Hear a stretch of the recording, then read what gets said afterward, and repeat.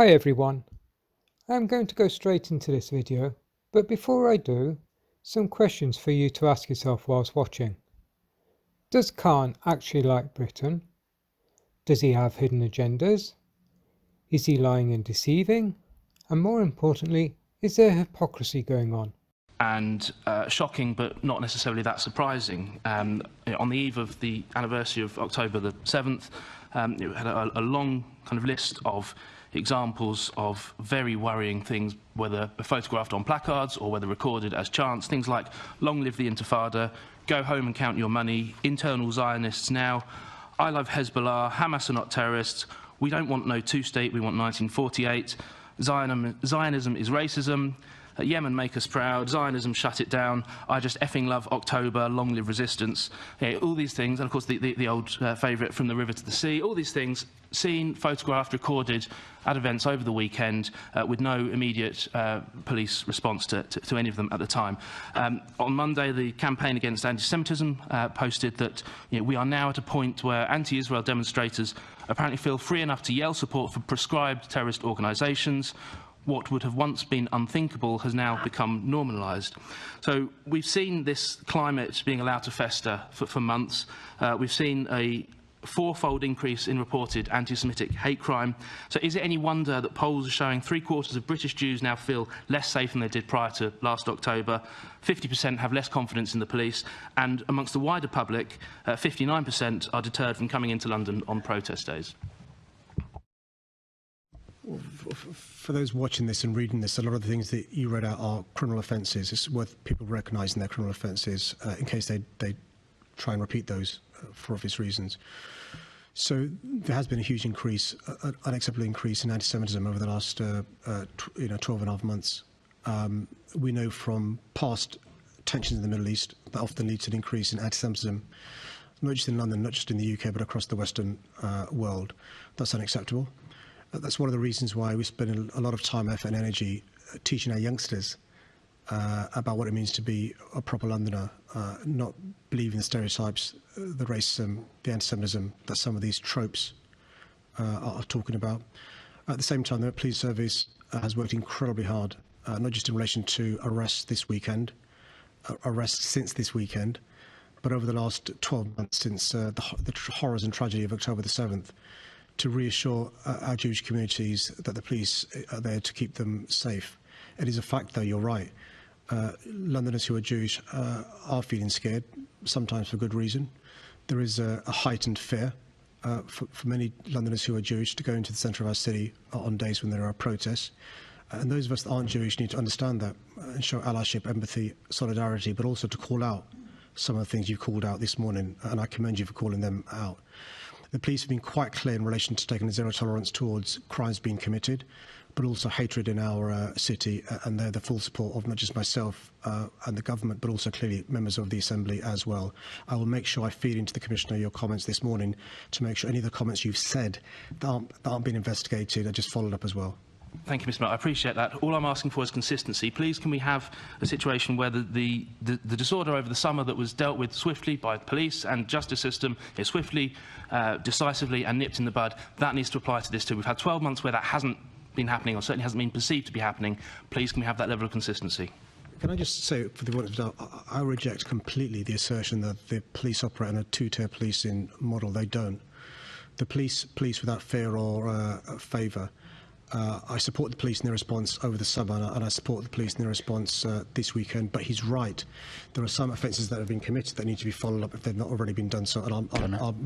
And with this next clip, does this show that he has just lied, deceived, and threw in some hypocrisy in for good measure?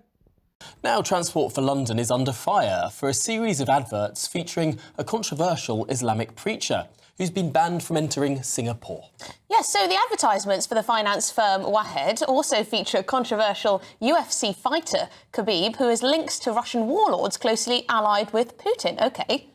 Well, questions are being asked about TFL's vetting process, as earlier this year, adverts showing the comedian Ed Gamble eating a hot dog were removed for promoting obesity. OK, well, a TFL spokesman said this advert was reviewed and found to comply with our advertising policy. GB News has also approached the financial firm Wahed for comment. When asked about this issue this morning by the London Assembly member Susan Hall, Mayor Sadiq Khan didn't really have much to say. Take a listen.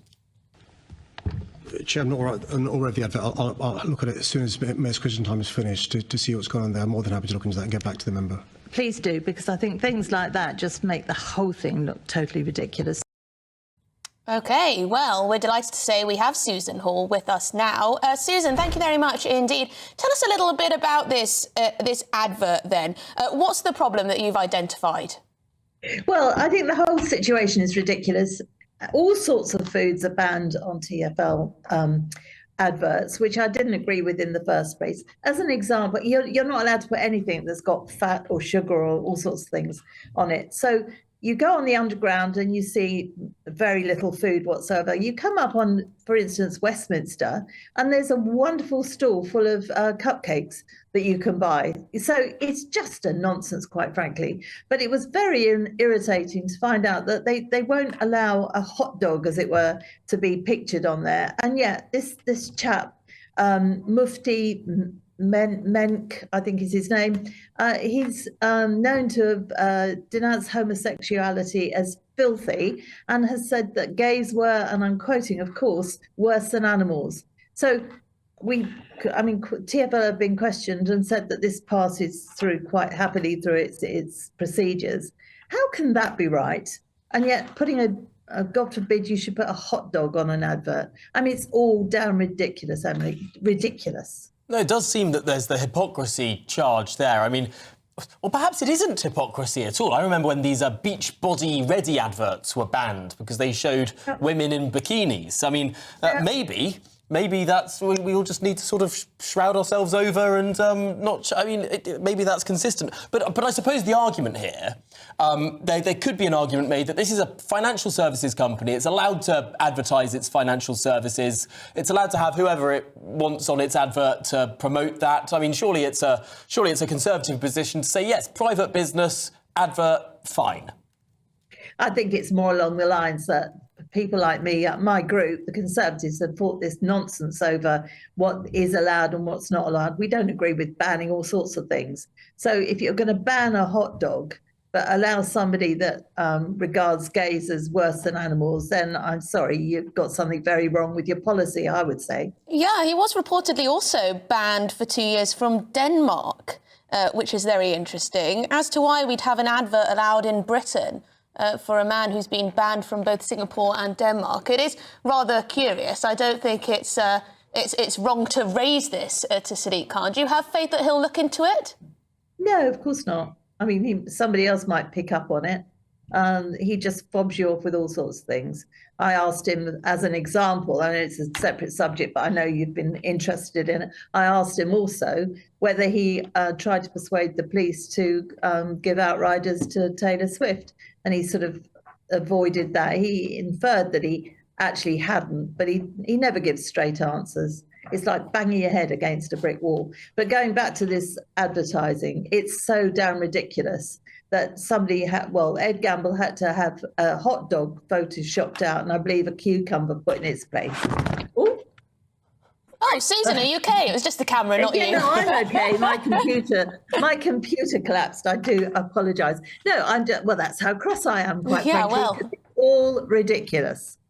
No, it really does. It really does highlight it when you contrast the sort of controversial preacher on an advert. That's okay, but not a controversial hot dog. That's beyond the pale. Dog, never a hot dog. And God forbid you should put a wedding cake or something like that. I think that's been banned as well in the past. I mean, this just shows the stupidity of TFL. Quite frankly, I'd probably put everything on there. But if they're going to be picky, don't put up these people that are say the sort of things that this chap has said.